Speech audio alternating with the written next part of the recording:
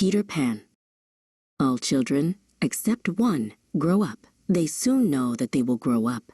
And the way Wendy knew was this. One day when she was 2 years old, she was playing in a garden, and she plucked another flower and ran with it to her mother. Mrs. Darling cried out, "Oh, why can't you remain like this forever?" This was all that passed between them on the subject, but henceforth, Wendy knew that she must grow up. Wendy lived in London with her parents, Mr. and Mrs. Darling, her 2 brothers, John and Michael, and their nurse, a Newfoundland dog called Nana. At night, Wendy would tell her brothers stories about the wonderful adventures of Peter Pan, a boy who never grew up and lived in a place called Neverland. One night, while the children slept, a boy flew in through the nursery window. He was dressed in skeleton leaves and the juices that ooze out of trees. He was followed by a darting light, no bigger than your fist, that zipped about the room like a firefly. The boy was looking for his shadow, which Nana had captured the week before. His frantic search woke Wendy. She saw the boy trying to stick his shadow on with soap and crying when it wouldn't work. "It must be sewn on," she said kindly. Wendy was an expert at sewing. She carefully stitched the shadow to the heels of Peter's feet. "Oh, the cleverness of me," Peter crowed, dancing about the room. He told Wendy all about his home in Neverland and the lost boys who had no mother. "You could be our mother," he said, "and tell us stories." Wendy woke her brothers. Peter decided to teach them all to fly. "You just think lovely, wonderful thoughts," he explained, "and they lift you up in the air." He took a pinch of fairy dust from the little light, whose name was Tinker Bell, and blew it over them. One after another, the children rose into the air. They bumped their heads on the ceiling at first, but soon they were soaring around the room. "Come on," cried Peter. "I'll take you to Neverland, second to the right, and straight on till morning." Out the window they flew, high above the sleeping city of London. The houses and streets looked like a tiny toy town below them. They flew for what seemed like days and nights, following Peter towards the magical island of Neverland.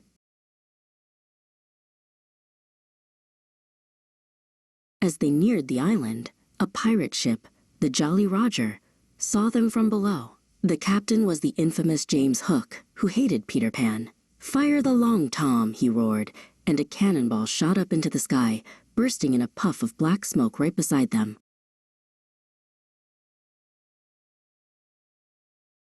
In the confusion, Tinker Bell, who was jealous of Wendy, flew ahead.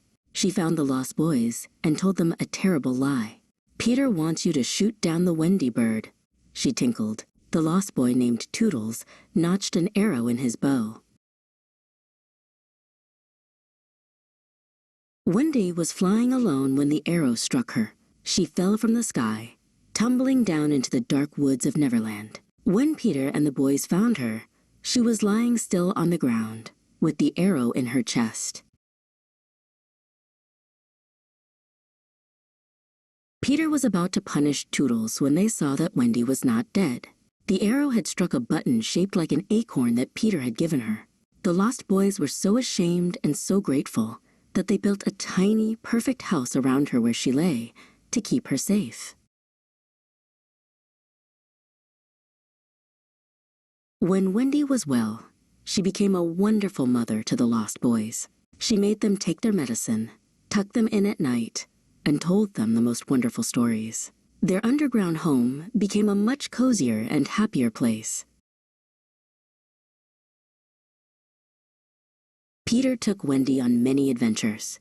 One evening, he took her to the mermaids' lagoon. They saw the mermaids sunning themselves on the rocks and combing their long hair, but they swam away when they saw Peter, for they could be quite dangerous.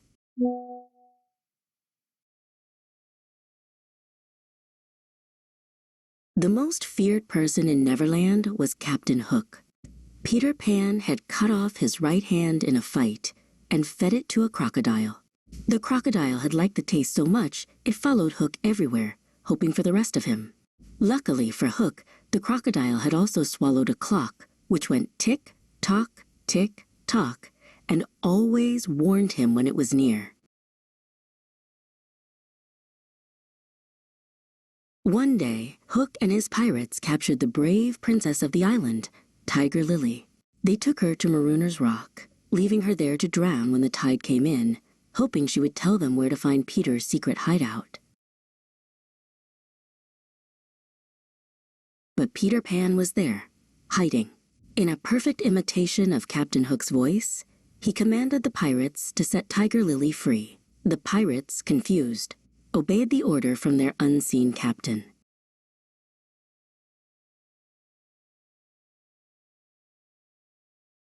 When Hook discovered the trick, a great fight began. Peter and Hook fought with their swords, but the battle was cut short by a familiar sound. Tick, tock, tick, tock. The crocodile was coming. Hook screamed and leaped into the sea, swimming for his life. That night, Tiger Lily's tribe held a great celebration in Peter's honor. But Wendy began to worry. John and Michael were starting to forget their real mother and father. "We must go home," she told the boys one night. The Lost Boys were heartbroken, but Wendy invited them to come with her and be adopted by her parents. Everyone wanted to go, except Peter Pan. "I'm not going to be a man," he said. "I want always to be a little boy and to have fun." He turned his back on them, pretending he didn't care that they were leaving.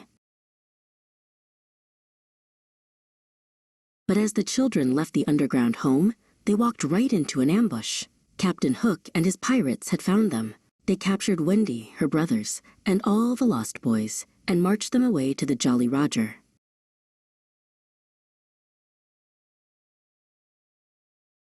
Before he left, Hook snuck into Peter's home and left a terrible present for him, a bottle of poison, disguised as medicine. When Peter awoke, he was about to drink it, but Tinker Bell darted in front of him. To save him, she drank the poison herself.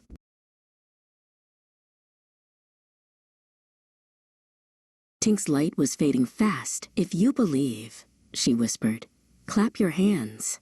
Don't let Tink die." Peter turned to all the children who were dreaming of Neverland and begged them to clap. And they did. The sound of their clapping brought Tinker Bell back to life.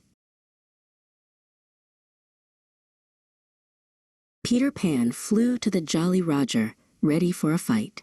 He freed the boys, and a tremendous battle began. The Lost Boys fought the pirates, while Peter and Captain Hook met for their final duel, their swords clanging under the moonlight.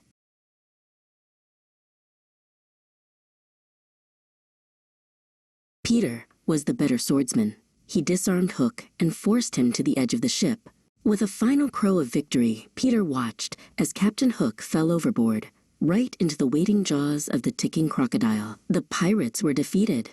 With Tinker Bell's fairy dust, Peter sailed the pirate ship back across the sky to London. Subscribe to the channel and like the bell icon. Thanks for watching LevelUp Talks production. See you soon again.